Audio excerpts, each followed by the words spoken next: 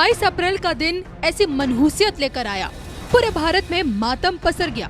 धर्म पूछकर जिस तरह आतंकियों ने पहलगाम में खूनी खेल खेला, हिंदू पर्यटकों को चुन चुनकर मौत की नींद सुलाया, उसके बाद से बदले की भावना में पूरा भारत सुलग रहा है।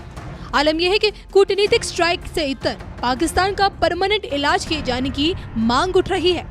अलर्ट मोड में बैठे पाकिस्तान को खुद के खंड खंड होने की चिंता सता रही है। लेकिन क्या आप जानते हैं, आज के हालात 600 वर्ष पूर्व प्रभु जगन्नाथ की धरा से देख लिए गए थे। संत अच्युतानंद दास महाराज द्वारा लिखी गई भविष्यमालिका पुराण में भारत के भविष्य की एक एक घटना दर्ज है। अब जब भारत पाकिस्तान युद्ध के मुहाने पर खड़ा है, तो ऐसे में क्या भारत का आखिरी प्रधानमंत्री इस युद्ध में शांति दूत बनकर आगे आएगा? भगवाधारी की सत्ता में रहते क्या मिलिट्री शासन लगेगा? भविष्यमालिका पुराण के हवाले से परम पूजनीय पंडित श्री काशीनाथ मिश्र जी ने भारत के जिस कल की पिक्चर दिखाने की कोशिश की है, वो देखिए सिर्फ और सिर्फ धर्म ज्ञान पर। भारत की सभी भक्तों और सनातन धर्म के सभी भक्त लोगों को मेरा प्रणाम। कलियुग का अंत हो चुका है। मैंने कई एपिसोड में इससे पहले बोल चुका हूँ, कलियुग का अंत हो चुका है और कलियुग का अंत होने के बाद अभी धर्म संस्थापना का समय। तो कलियुग जब अंत होगा तो हमारा जगन्नाथ क्षेत्र में जो श्री क्षेत्र का जो राजा है, वो आखिर राजा जो रहेंगे, उसका नाम ठाकुर श्री श्री दिव्य सिंह देव महाराज। ये हमारा भविष्य मालिका भविष्य पुराण में महापुरुष अच्युतानंद और पंचसखा ने लिखा था। और ये भी लिखा था उड़ीसा में कौन आखिर मुख्यमंत्री रहेंगे और भारत की शासन में कलियुग के अंत में सत्ययुग आने से पहले जो आखिर प्रधानमंत्री रहेंगे वो कैसे होंगे, उसका लक्षण क्या रहेगा, वो किस तरह काम करेंगे, इसके बारे में महापुरुष पंचसखा ने लिखे थे। उन्होंने अपने ग्रंथ में ये लिखा है, भारतर शेष राजा जोगी बर जान यहाँ पर हेब मिलिटरी शासन पर किछि दिन पाई सहयोगी राजयोगी श्रेष्ठ आत्मा राजा हेबे तही यही समय हेब शांति यात्रा मान ओंकार ध्वनि रे भाई कंपिब मेदिनी। तो महापुरुष अच्युतानंद ने अपना भविष्य ग्रंथ गुप्तखेदा मालिका में ये लिख के गाए थे, ये लिखे थे जे भारत की जो आखिर प्रधानमंत्री होंगे वो एक जोगी होंगे, उसका संतान संतति नहीं रहेगा, वो ब्रह्मचारी जैसा काम करेंगे और देश में बहुत बदलाव लाएंगे, देश में बहुत डेवलपमेंट काम करेंगे और शाकाहारी भी रहेंगे। आज जो हमारा माननीय प्रधानमंत्री है श्री मोदी जी, वो उसी हिसाब से काम कर रहे हैं और मालिका के जो भविष्यवाणी को ये पूर्ण प्रमाण करता है। और सारा विश्व में उन्होंने योग को प्राधान्यता दिया है और योग दिवस भी बनाया।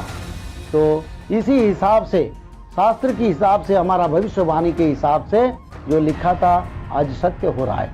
और हम दावे के साथ ये बोल रहे हैं, ये जो प्रधानमंत्री है मोदी जी, ये भारत का शेष प्रधानमंत्री, और कोई दल कोई पार्टी क्षमता में नहीं आ सकता, चाहे वो और एक बार भी शासन कर सकते हैं, दूसरा बात है, पर यही आखिर प्रधानमंत्री हो गए कलियुग का अंत का। और दूसरा जो दल है भारत में, उसमें कोई दल सरकार को नहीं आएगा, सिर्फ मोदी जी ही आएंगे, जो हमारा शास्त्र में लिखा है। और उनका शासन के समय में कुछ दिन उपरांत देश में जो मिलिट्री इमरजेंसी होगा, महापुरुष ने लिखा था तापरे राजुति है वो मिलिट्री शासन, तो यानी उड़िया में ये लिखा है। तो उसका बाद मोदी जी के शासन के बाद मिलिट्री शासन होगा, इमरजेंसी होगा, मिलिट्री इमरजेंसी होगा, एवं मिलिट्री शासन के बाद युद्ध भी, उनके समय भी विश्व युद्ध और भारत पाकिस्तान चाइना का युद्ध भी होगा, ये भी हमारे शास्त्र में लिखा है। तो आज सब एक एक करके प्रमाण हो रहा है और उसका बाद मिलिट्री शासन के बाद विश्व युद्ध होगा। विश्व युद्ध में भारत निर्णायक स्थिति लेगा और सारा विश्व में भारत का स्थिति मजबूत होगा। कल की देव भारत के लिए लड़ेंगे और भारत को रक्षा करेंगे आखिर में, और सनातन धर्म को सारा विश्व में प्रतिष्ठा करेंगे। और दिल्ली में एक राजयोगी को बैठा गए शासन क्षमता में।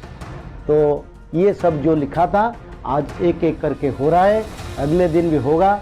हमारा जो मालिका भविष्यवाणी पंचसखा का आप इसका एपिसोड देखिए, आप तो कलियुग का अंत हो चुका है, जगन्नाथ क्षेत्र से बहुत सारे संकेत दिखाई देता है। और ये जो संकेत का मतलब है, ये कलियुग का अंत और महामारी और युद्ध, पंचभूत का परिवर्तन, ये सब कुछ आज समाज में और विश्व में दिखाई दे रहा है। और ये समय उपनीत है कलियुग का अंत का, और अंत में जो शासन करेंगे वो मोदी जी है, जो हमारा शास्त्र में लिखा था। उसका जो लक्षण है, उसका जो गुण है, उसका जो कर्म है, इसमें हमको मालूम पड़ता है वही है वो आखिर आगे व्यक्ति जो भारत का दायित्व अभी चला रहे हैं। साथियों, 22 अप्रैल को जम्मू कश्मीर के पहलगाम में आतंकियों ने मासूम देशवासियों को जिस बेरहमी से मारा है, उससे पूरा देश व्यथित है। कोटि कोटि देशवासी दुखी हैं।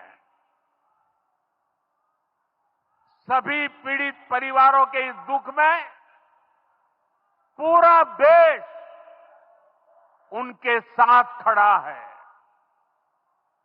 जिन परिवारजनों का अभी इलाज चल रहा है, वे जल्द स्वस्थ हो, इसके लिए भी सरकार हर प्रयास कर रही है। साथियों, इस आतंकी हमले में किसी ने अपना बेटा खोया, किसी ने अपना भाई खोया, किसी ने अपना जीवन साथी खोया है। उनमें से कोई बांग्ला बोलता था, कोई कन्नड़ा बोलता था, कोई मराठी था, कोई ओडिया था, कोई गुजराती था, कोई यहां बिहार का लाल था। आज उन सभी की मृत्यु पर करगिल से कन्याकुमारी तक हमारा दुख एक जैसा है, हमारा आक्रोश एक जैसा है। ये हमला सिर्फ निहत्थे पर्यटकों पर नहीं हुआ है, देश के दुश्मनों ने भारत की आत्मा पर हमला करने का दुस्साहस किया है। मैं बहुत स्पष्ट शब्दों में कहना चाहता हूं, जिन्होंने ये हमला किया है, उन आतंकियों को और इस हमले की साजिश रचने वालों को उनकी कल्पना से भी बड़ी सजा मिलेगी। सजा मिलकर के रहेगी।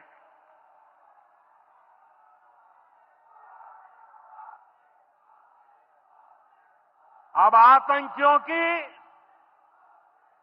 बची खुची जमीन को भी मिट्टी में मिलाने का समय आ गया है।